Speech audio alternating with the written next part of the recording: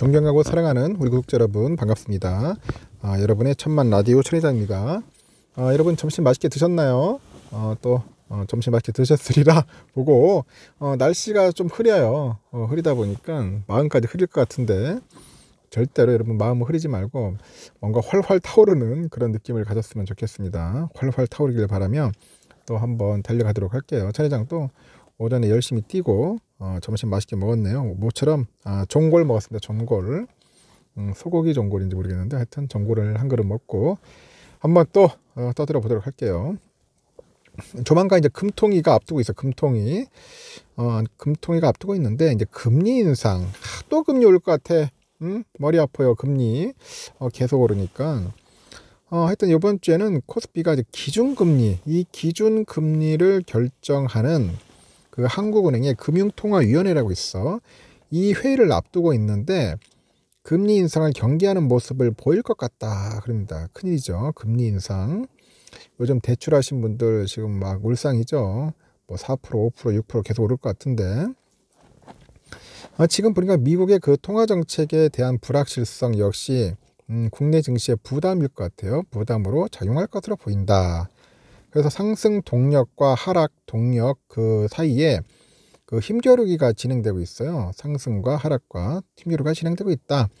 하여튼 그런 장세인데 코스피의 2500 회복은 쉽지 않을 것 같다. 그럽니다. 2500은 힘들 것 같다. 어떻게 생각합니까, 여러분들? 2500은 힘들 것 같고요. 20일 증권가에서 그래요. 이번 주 코스피 지수가 한미 그 통화 정책을 경계하는 모습을 보일 것 같아요. 한미 통화 정책 경계하는 모습. 우선 그 미국의 통화 정책 불확실성이 가중되고 있어. 아직까지도 지금 오락가락 하고 있고, 최근에 그 미국의 연방준비제도 인사들이죠. FED 인사들의 통화 정책에 대한 발언을 보니까 비둘기파와 매파 인사들의 의견이 약간 섞여 있어요. 지금 비둘기하고 매파들이. 대표적인 매파가 누구냐 봤더니 제임스 블러드, 이 센트루이스 연은 총재인데 이놈이 보니까 골 때려. 계속 지금 매파적인 소리를 내고 있어. 17일 기준금리를 보니까 최대 또 7%까지 올려야 한다고 지금 뻘소리를 하고 있어요. 7%면 큰일 나지. 이 친구가 그 켄터키 그 루이지애나에서 열린 한 연설에서 그래요. 관대한 가정에도 불구하고 기준금리가 아직 충분히 제한적이라고 정당화할 수 있는 수준에 이르지 못했다. 그럽니다. 정당화할 수 있는 수준에 이르지 못했다. 그래서 통화정책 규칙상 금리가 최소 연 5%까지 올라야 하고요.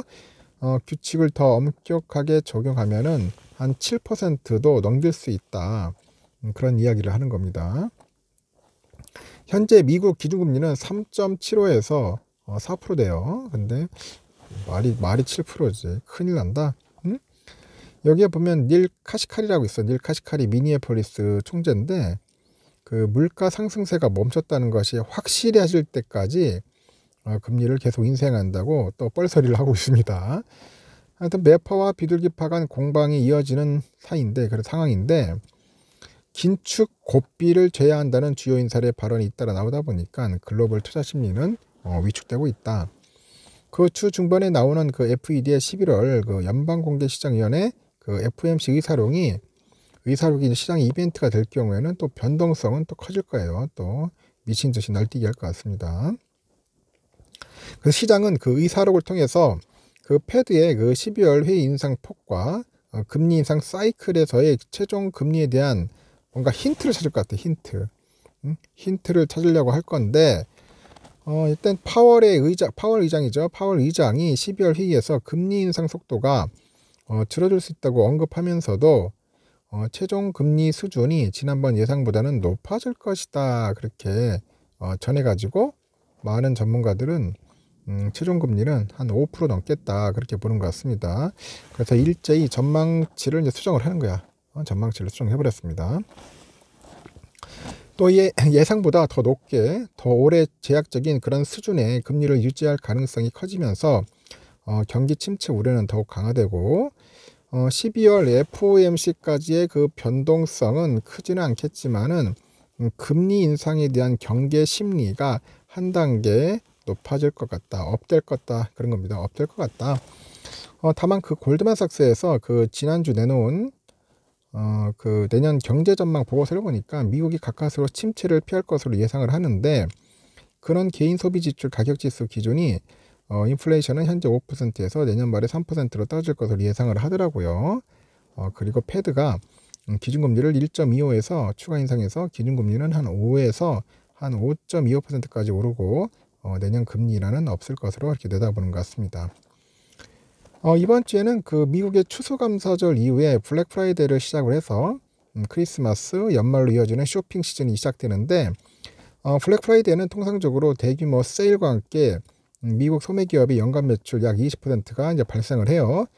증시의 호재로 여기고, 여기에 또 이에 대한 수혜도 가늠할 수 없는 상황인데, 올해 연말 소비 기대감이 그리 크지 않는 상황이에요.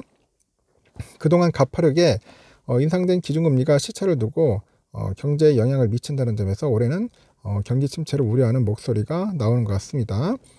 하여튼 24일에는 기준금리를 결정하는 한국은행 금통위의 회의가 예정돼 있어요. 이에 대한 투자자의 관심이 커질 것 같아. 그래서 현재 미국과 기준금리 차가 1% 그 포인트 차로 벌어져 가지고 추가 인상 가능성이 금리 인상 가능성이 더 점쳐지고 있어. 그래가지고 관건은 금리 인상 폭입니다. 폭, 인상 폭. 이에 경계 심리는 강화되지 않겠냐, 그렇게 보는 겁니다. 그래서 앞으로 통화정책 방향과 경기 전망에 대한 그런 엇갈린 해석이 분분한 상황이죠. 단기간엔 주가 방향을 명확히 할 재료가 없다는 점에서 상승 동력과 하락 동력 간 힘겨루기가 당분간 지속될 것 같고요. 코스피는 한 2370에서 한 2490선 그 정도로 이제 보는 것 같아요. 그 시장은 또 이창용 그 하는 총재의 발언에도 주목할 것 같은데, 그 하는 그 금통위원들이 그 미국 통화정책 방향을 어떻게 평가하고 있는지, 그리고 내년 국내 금리를 어느 정도 수준까지 끌어올릴 것인지에 가늠해야 국내 증시의 방향도 예측할 수 있을 것 같습니다. 그래서 최근에 그 유동성 경색 우려가 커지고 있지만은 국내 물가 상승세가 꺾였는지 여부를 확인하지 못한 상황인 만큼 그 한은이 추가 긴축 필요성을 주장할 것이라고 합니다. 그래서 추가 빅스텝 인상은 약간 부담스럽더라도 추가적인 그 인상 기조는 유지될 것이라고 보는 거죠. 외국인 수급은 단기적으로 이제 둔화될 가능성을 염두에 둬야 할 필요성이 제기됐고, 그래서 현재 그 한투에서도 글로벌 펀드 자금 흐름의 그 바로미터 역할을 하는 그 룩셈부르크 그 자금이 국내 주식을 현재 매수하지 않고 있다는 점을 더 짚어요. 일단 물가 호조로 인해서 그 환호가 잦아들고 향후 경기하고 통화정책 방향에 대한 엇갈린 해석들이 이제 약간 분분한 상황이야. 그래서 단기간에 그 방향성을 명확히 할 자료가 없다는 점에서 아까 말했잖아. 상승 동력하고 하락 동력 간의 힘겨루기, 상승과 하락의 힘겨루기가 당분간 지속될 것이다. 그럼 결국 뭐야? 이게 변동성이 클 것 같아. 변동성. 그래서 한미 최종 금리 불확실성이 높다는 겁니다. 이번 금통위 이후에도 뭔가 보수적인 대응 필요할 것 같고, 금통위에서 또 뭔가 올리면은 한번 또 파도치지 않겠나 하는 생각이 듭니다. 그래서 딱 좋지는 않다. 아직까지 우울하다. 좀 힘들다. 그렇게 알고 계셔야 돼요. 힘들다 더 힘들어하는 게 아니라 하여튼 우리가 그걸 어느 정도 알고 대응을 알고 알겠죠. 그 정도로 이제 상황은 좋지 않다는 것을 여러분들이 어느 정도 인지를 해서 접근하기를 바라겠습니다. 하여튼 즐거운 오후 시간 보내시기 바라겠습니다.